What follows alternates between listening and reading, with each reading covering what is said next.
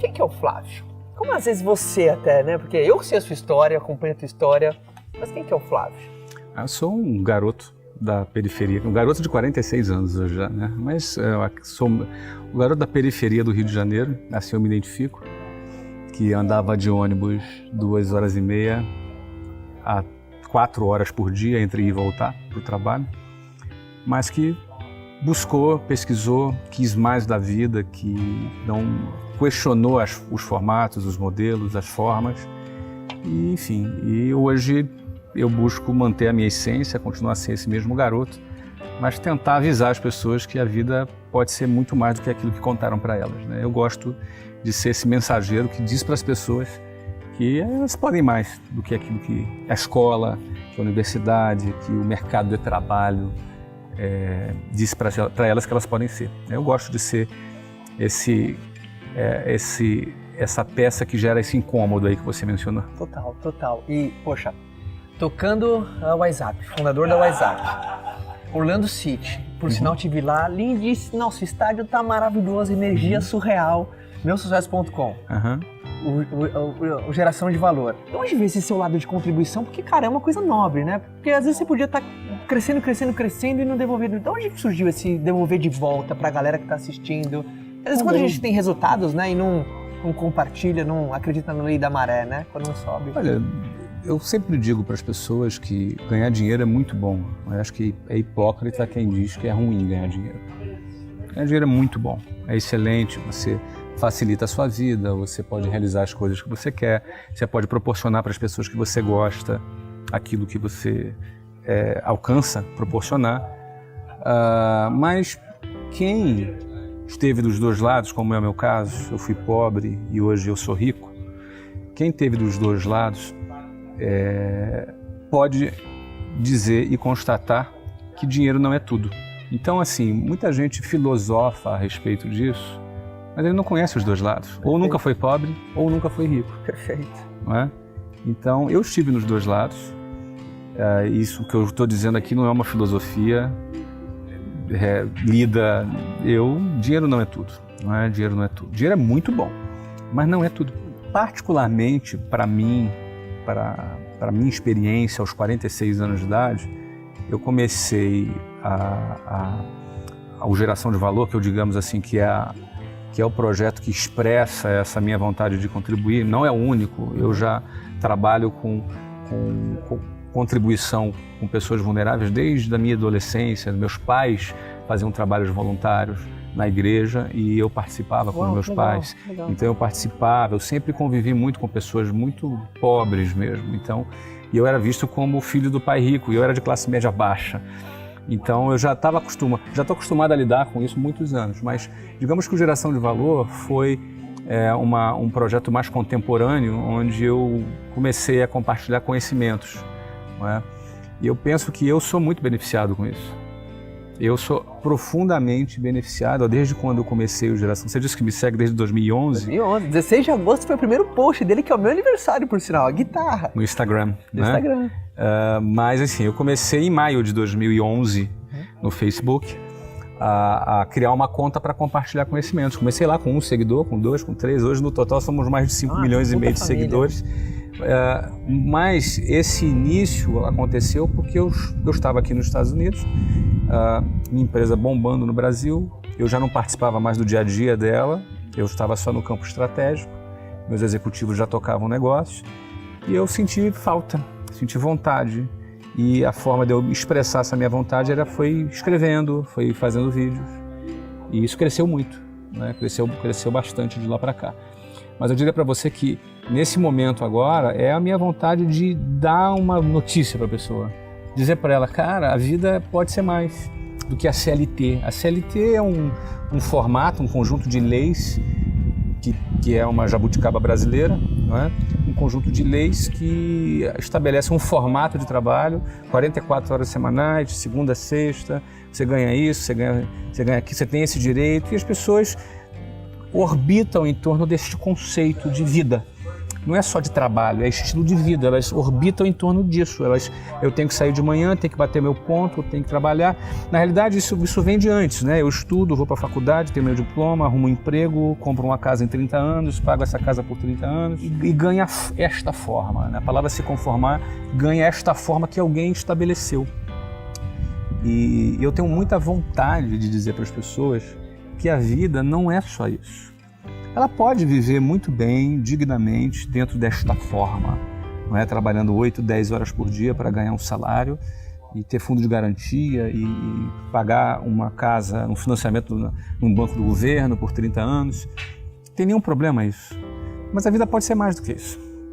E o empreendedorismo me deu isso, não é? Porque eu vivo empreendedorismo na prática desde 1995, quando eu abri minha empresa e minha vida foi, não é? Eu, como empreendedor, como empresário, construí uma carreira baseada em resultados. Então, eu não falo do que eu vi falar, eu não falo do que me disseram. Que eu li num livro. Que me contaram. Eu falo o que eu vivi.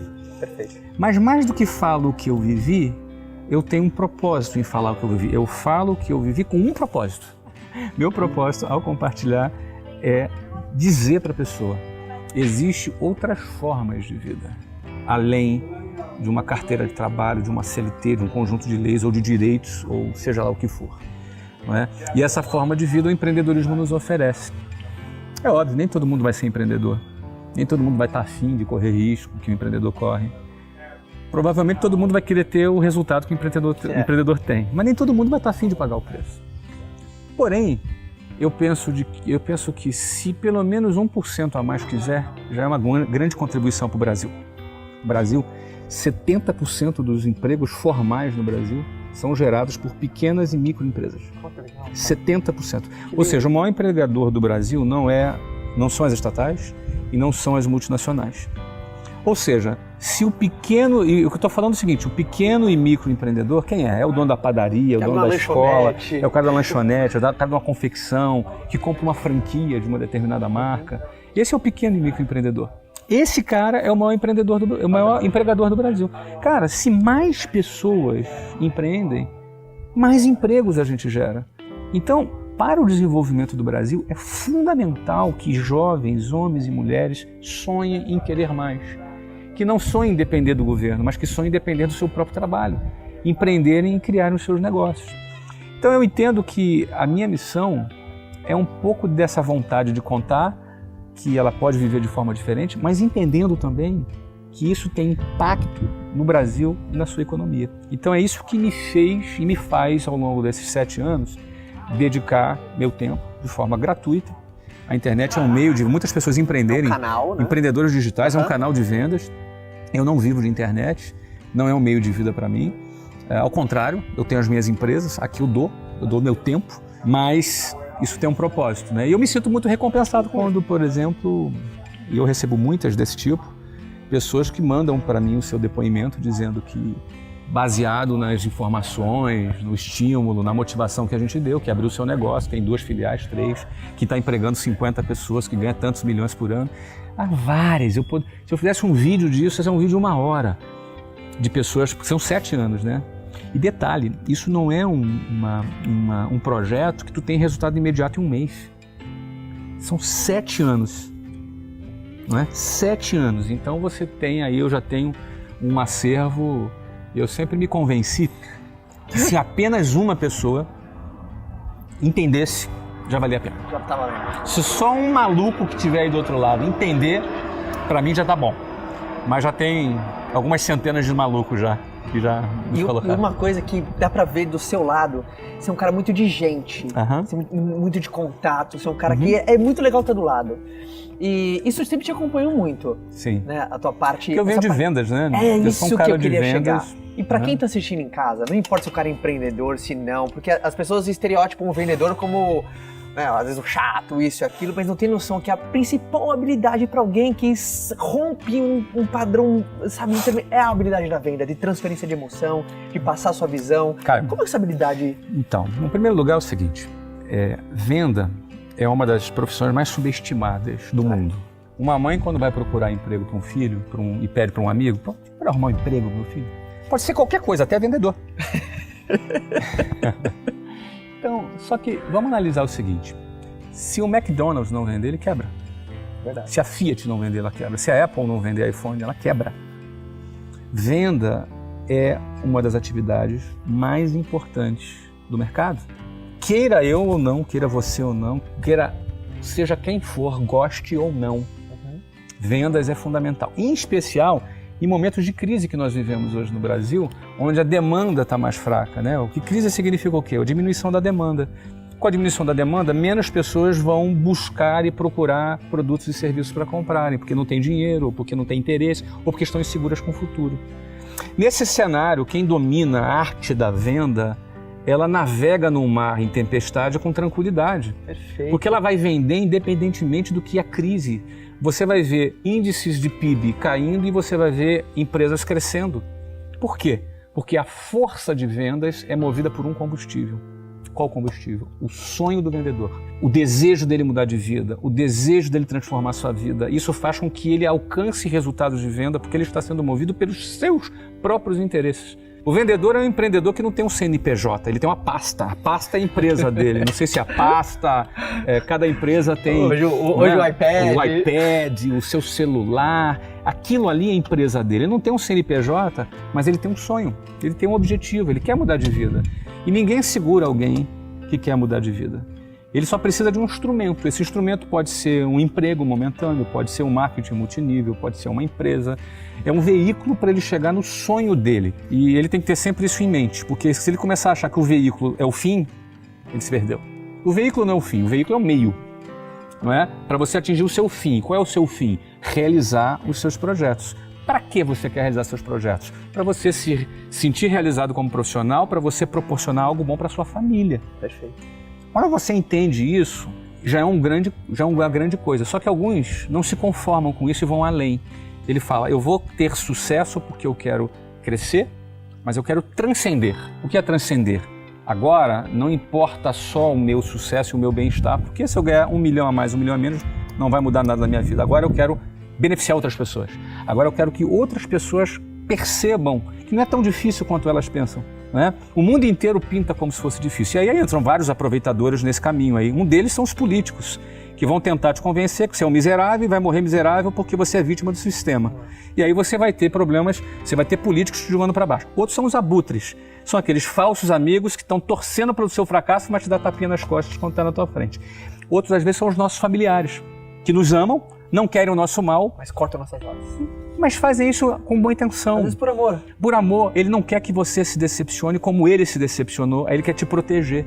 Não é? Ele quer fazer, às vezes, como alguns animais, que para proteger os filhos, a própria mãe come os filhos para não proteger, para proteger dos animais. Então, você vê que para alguém ter sucesso, ela sair da manada, ela romper com a linha de montagem, cara, tem muitos obstáculos em volta, não é simples, ela tem que vencer muitas coisas e até suas próprias inseguranças.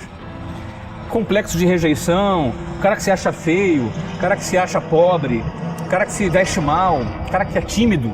Cara, eu sou extremamente tímido, as pessoas não acreditam nisso. Eu sou um cara tímido. Só que, enfim, a timidez não me controla mais, me controlava quando eu era mais jovem. A gente aprende a lidar com isso daí. E qual é o limite para o nosso crescimento? Não tem limite. Você pode ter uma empresa, você pode ter 2, você pode ter 3 escolas, 4, você pode ter 400 como eu tenho, pode ter um clube de futebol, um estádio. Não tem limite. O limite é a gente que coloca. Quando a gente acredita que o mundo que nós vivemos é aquele que nos foi apresentado e ponto, e a gente se conforma.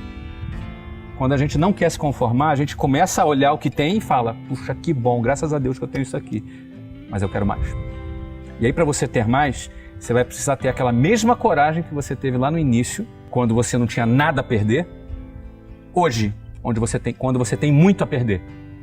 É muito mais louvável um cara que tem muito a perder, bota a perder para ir para o próximo passo, do que quando ele era um Zé Ninguém, não tinha nada a perder, tem muito mérito. Por isso que muita gente cresce e chega a um certo ponto param. É o ponto que ela fala assim, eu não quero mais arriscar, tá bom.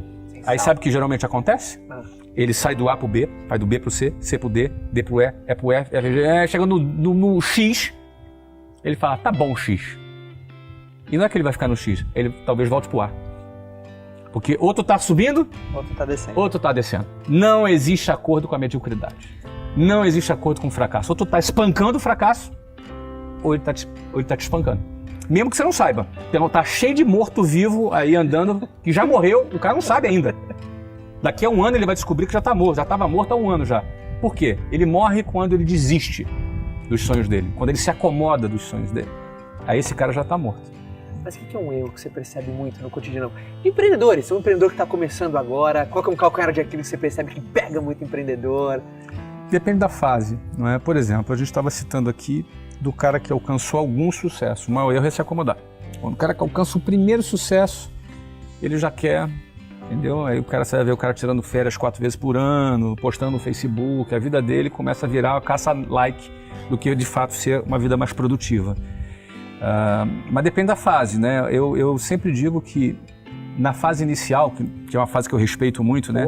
O cara sair do zero, mas como é que eu mudo a minha vida? Como é que eu saio do zero? Essa é uma fase crítica, que eu acho que o cara tem que estar afim de assumir os riscos de sair da boiada, de sair da linha de montagem, não é? Então, isso é muito difícil e o maior erro é o cara ter medo. Então, a ponto de paralisar. Isso. No fundo é assim, o medo de perder impede que as pessoas ganhem. É simples. Não é? O que te move mais? Qual é a força que te move mais? É o medo de perder ou a vontade de ganhar? Perfeito. Então, assim, é uma luta, né? É como se um lado teu quisesse muito ganhar e o outro lado tem medo de perder. O mais forte vai vencer. Se você for um cara que tem mais forte o medo de perder, valores como estabilidade vão te atrair mais, vão te dominar. Se você for um cara que a vontade de ganhar te move muito mais, valores como ambição e vontade de crescer vão te seduzir mais. Então é igual futebol, né? Quem não faz, toma. Você me falou que gostava de jogar futebol no recreio, né? Porra, adorava. Quem não faz, toma. Não é? A melhor defesa é o ataque. Então, cara, ou tu parte pra cima ou tu vai ser goleado. E às vezes uma dica pra quem tá na minha caminhada e só tá dando tudo errado. E o cara fala, porra, tá dando tudo errado, não tá acontecendo. Porque a tua história é muito legal, porque você tomou pancada pra cacete. Então isso que é legal, por isso que é gostoso. E venceu absurdamente lá. Por isso que... O que você diz pra um cara que tá no meio da jornada e só tá tomando na cabeça? Bom, o que acontece é que se tá dando tudo errado pra você, você tem que refletir. Você, geralmente, são por 2 motivos. Né? Se você não tá tendo resultados, geralmente é por 2 motivos. Ou você não tá trabalhando o suficiente. Aí alguém, pô, mas tá me chamando de vagabundo, Flávio? Pode ser. É possível. Não tô dizendo que você é vagabundo, porque eu não te conheço, não sei nem quem tá aí do outro lado, mas pode ser. Pode ser por falta de trabalho. Ou você tá trabalhando errado. Ou é por você não está trabalhando o suficiente, ou você tá trabalhando errado. Porque se você tentar pregar um prego com um punho, você vai machucar a tua mão. Você tem que, às vezes, usar a ferramenta correta, tem que bater da forma correta. Aí você tem que buscar aprender. E eu costumo dizer, em outras palavras, ou a culpa está em você, ou a culpa está no processo. Então eu costumo dizer para a pessoa, como é que você sabe se a culpa está em você e a culpa está no processo? A pergunta pode ser outra também. Quando eu devo desistir? Muita gente pensa. Não é? Qual é a hora de parar num projeto? Eu costumo dizer, em paralelo, estou fazendo a mesma resposta, quem quer vencer não pode desistir nunca. Como assim, Flávio? Mas se o projeto for um projeto fracassado... Não, você troca de projeto. Mas quando você troca de projeto, você não está desistindo, você está perseverando. Claro. Você está trocando de projeto e perseverando na tua busca. Mas o que eu costumo dizer é... Se o erro está em você, é quando você está num determinado setor, eu não estou falando de forma genérica, e tem um monte de gente dando certo, um monte de gente fazendo acontecer e você não. Pô, cara, o erro está em você. Você pode estar errando no processo, você pode estar errando na técnica, ou você pode não estar se dedicando de forma suficiente. Você pode, de repente, estar muito ansioso. E quem trabalha com vendas, a ansiedade é um inimigo muito grande. Não é? O cliente percebe que você está ansioso, aí não se sente segurança, não vai comprar o seu produto. Pode ser N motivos relacionados a você. Você precisa se aprimorar ou na sua inteligência emocional, ou na sua quantidade de trabalho, ou na sua técnica de venda. Ok? Agora, se você está numa área, num setor que você vê que o mercado está mudando, se você tem uma videolocadora e você está percebendo que Netflix está bombando, cara, Não adianta você querer perseverar na sua videolocadora. O mercado é o mercado. Você tem que observar. Então aí nesse caso desiste, né? Fala, não, cara, se você vai trocar de projeto, você não está desistindo, ao contrário, você está perseverando. Então você tem que estar sensível para avaliar se o erro está em você ou se o erro está no teu setor. Então, acho que geralmente são por esses dois motivos, entendeu, cara? E assim, todos nós um dia começamos e é natural quando quem está começando pensar e ter aquela certa ansiedade com o futuro. Pô, será que eu vou dar certo? Será que eu vou conseguir? Isso é normal. E vontade de desistir também é muito normal. Mas eu acho que você tem que se lembrar sempre, né? Os seus motivos, os seus propósitos, por que você quer chegar, por que você... Ou então, você larga tudo isso e vai trabalhar para não levar goleada, vai trabalhar pela estabilidade, vai arrumar um trabalho, que você ganhe um emprego que seja estável, embora a estabilidade não existe, enfim, não tem problema nenhum. Mas para quem quer mais, enfim, não pode ter medo de levar gol. Tem que apequenar o sonho, não vai ter jeito. Não tem jeito. Não, exatamente. Ou você muda de atitude ou muda de sonho. Não tem muito jeito. Exatamente. E qualquer... Você me inspira muito, referências são com seus super-heróis, pessoas que a gente inspira. Imagina, cara, que isso? Que superpoder que você poderia emprestar pra essa galera do Exército do Bem? Um poder do Flávio que fala, pô, modéstia à parte, eu sei que às vezes escolheu, mas esse me ajudou muito na minha trajetória, cara. Qual superpoder seu que você... Não, assim, eu não sem quero... falsa modéstia, eu não assim, quero... Uma habilidade, uma coisa que, porra, isso fez muita diferença na minha carreira, cara. Se pudesse dar um toque, às vezes é difícil elencar uma só, mas de bate-pronto, Eu vou falar uma coisa que eu já falei algumas vezes. Eu nunca pensei em ser empreendedor, empresário, nunca pensei. A primeira vez que eu quis ganhar algum dinheiro foi quando eu tinha 18 anos. Antes disso, eu nunca me preocupei com isso. E olha que eu vinha de família de classe média baixa. No meu conceito de vida, na forma como eu fui criado, como eu aprendi, eu entendia que eu estudando, eu conseguiria tudo. Então eu sempre fui muito estudioso. Embora tenha sido expulso 2 vezes da escola, sempre fui muito questionador, sempre fui muito bom aluno, né? Então nunca foi problema para mim a escola, sempre passei em concurso, fui do Colégio Naval, fui da Escola de Formação de Oficiais da Marinha, de lá inclusive foi um dos lugares que eu fui desligado, né? Então nunca me preocupei em trabalhar, ganhar dinheiro. Para mim assim, eu faço um concurso e passo, então eu estava seguindo uma trajetória para ser funcionário público. Eu nunca pensei. A primeira vez que eu pensei em ganhar algum dinheiro foi quando eu comecei a namorar. Eu me apaixonei por uma menina de 15 anos e eu fui vender relógio porque eu queria ganhar um dinheirinho. Ali foi a primeira vez. Vai no cinema para jantar? Vai no cinema para jantar, não é ficar pedindo dinheiro pro meu pai, né? E quando eu comecei a vender relógio, eu me lembro que foi a primeira vez que eu me perguntei como é que pode alguém trabalhar 44 horas semanais para ganhar um salário mínimo, para ganhar 2 salários? Se eu vendendo relógio para os meus amigos e anunciando no balcão, não tinha internet na época, era um jornal de classificados, era tipo um Mercado Livre de jornal impresso, eu ganhava já, sei lá, cara, ganhava 4, 5 salários, 6, nem sei quanto, mas eu ganhava muito mais do que alguém que trabalhava e aquilo começou a me incomodar. Como que pode isso? E eu, de repente, já estava ali, já conseguia pagar minhas coisas, comprar presentinho, passear, já tinha o meu dinheiro. E eu comecei a questionar a forma de vida que eu via. Morava na periferia, via as pessoas andando horas para poder trabalhar, né? Então, esse foi o meu primeiro questionamento. Segundo lugar, foi quando, antes de começar a faculdade, eu comecei a trabalhar vendendo curso de inglês. É um emprego informal, não assinava carteira, não dava ajuda de custo, não dava nada, era um emprego horroroso do ponto de vista da sociedade, do ponto de vista não era um emprego recomendado, total. Mas aquilo foi minha escola de vendas, aquilo ali. Prestígio. Não tinha nenhum prestígio, eu vendia curso de inglês, eu ouvi muitas vezes assim, Flávio, tu é muito inteligente para trabalhar com isso, com venda, você é muito inteligente, não é? E aí o que acontece? E eu naquela empresa deslanchei, vendi pra caramba, ganhei bem, sabe? Eu cheguei a gerente, cheguei a diretor. Ainda bem que você foi surdo, hein?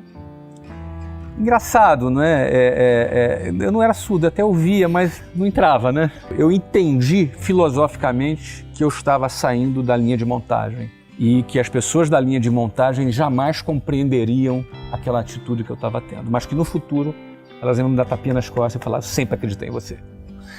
Né? E aí isso aconteceu. E quando eu estava no meu auge, ganhando muito bem para minha referência naquela época, eu resolvi sair para abrir minha própria empresa. Foi em 1995. Mas eu diria para vocês que esse impulso inicial foi porque eu queria casar com a Luciana.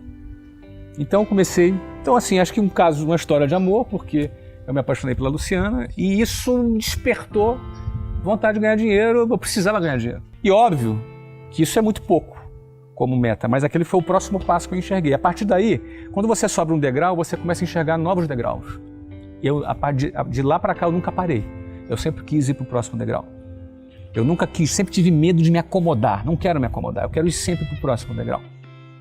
Não é? E eu acho que quanto mais alto você sobe, mais amplia a sua visão. Aí cabe a você, se você vai avançar ou se você vai decidir parar. Então, eu não estou aqui batendo esse papo com você, porque gosto muito de você. Você é um exemplo para essa nova geração. Aí tenho muito orgulho de ver o teu crescimento. Não é?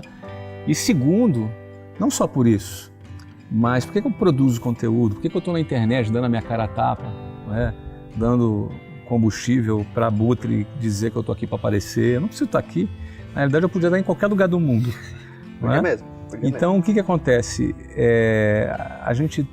A grana não é tudo.